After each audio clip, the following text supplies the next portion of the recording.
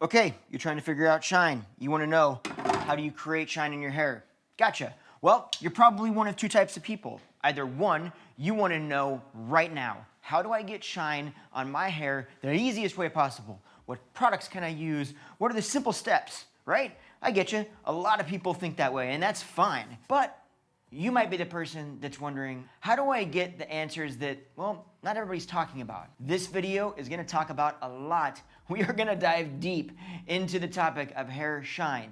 So, if you're ready, let's dive in. First things first, if you're new to me, welcome to the channel. My name is Justin Hickox. Been doing hair for 25 years, and basically I share tips, make your hair life a little bit easier. So if hair is important to you, make sure you join the other folks here and hit that subscribe button. Every Tuesday I bring out another video.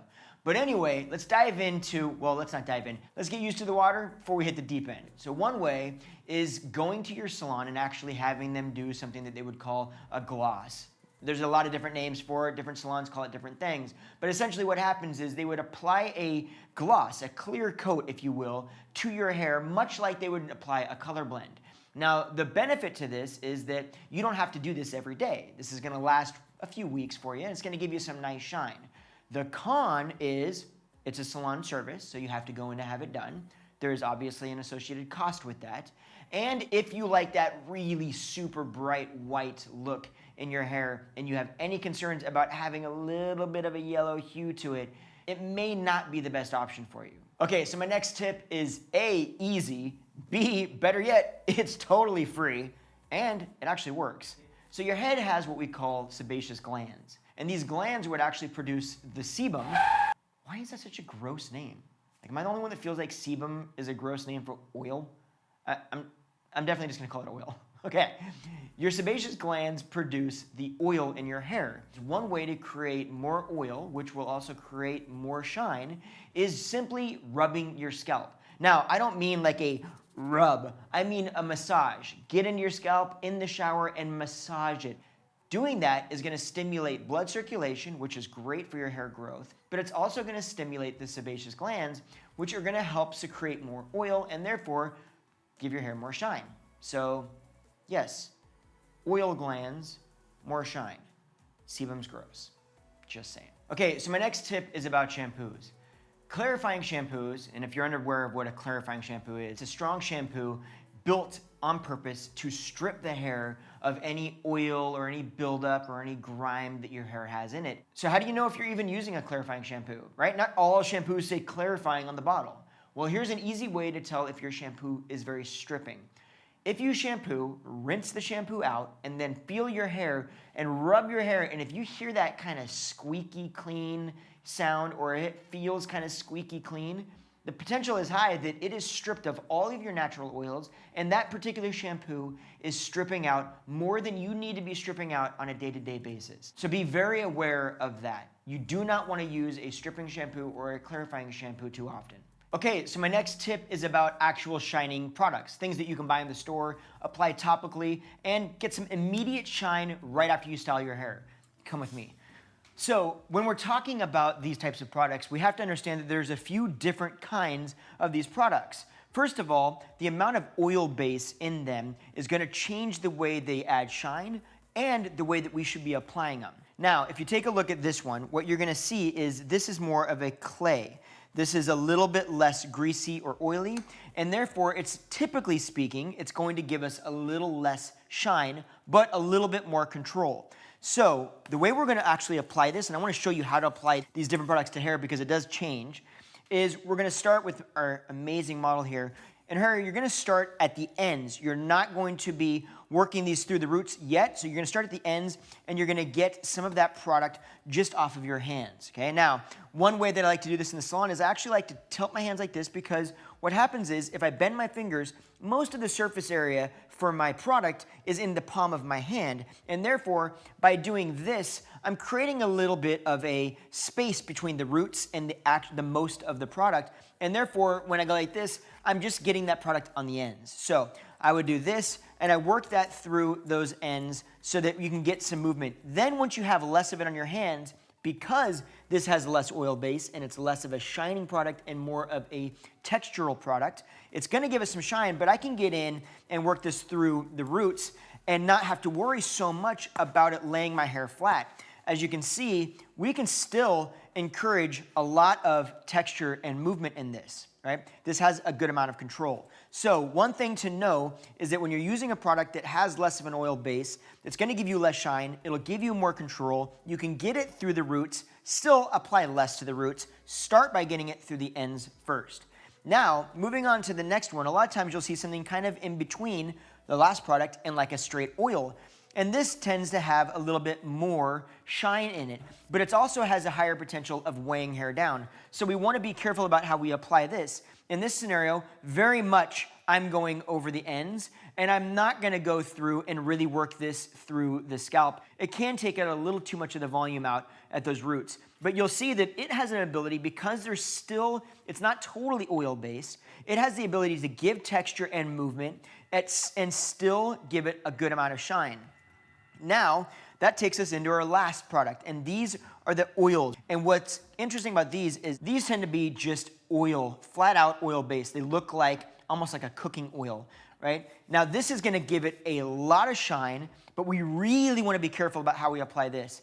These are applied mid-shaft at closest to the root and ends, not up into the root. So at the very closest you're gonna get to the scalp, you're talking about this hair down here, not up in here. That's a quick way to end up laying your hair flat. But if you just go over the ends of this, you're gonna see that this kind of product is gonna give it a ton of shine, a lot of pretty shine. But the problem is, when you get into a product like this, even though it gives the hair a lot of gloss and a lot of shine, it doesn't give the hair a lot of control. So you're not gonna get a lot of control out of this and get it to stay off your face, for instance, or have some pieciness or texture. It's not that product.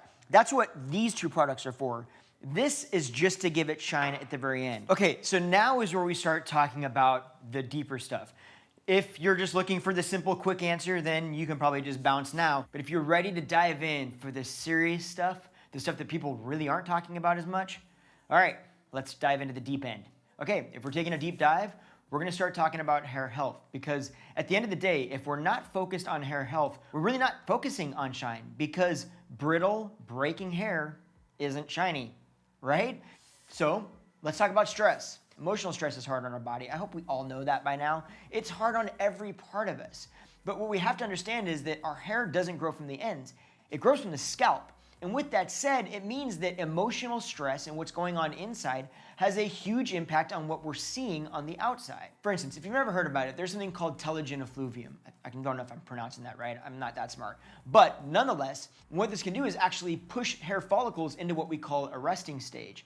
What that means is that they don't produce new strands. It can make it a lot more fragile. And that's only one of the ways that we know flat out stress has a major impact on your hair. The good thing is most of these things can be addressed on a day-to-day basis. Practicing things like yoga or meditation, or just giving yourself 5 minutes in the day to relax and be grateful for things that are going on. Whatever you can do to alleviate some of that day-to-day stress is gonna have a positive impact on your hair. And in honesty, if we're not talking about that, we're not truly talking about hair health. It just is what it is. Okay, now we're on to something that, let's be honest, you probably don't wanna hear this, okay? But just don't leave this video right now. This is probably the most important part of this entire video.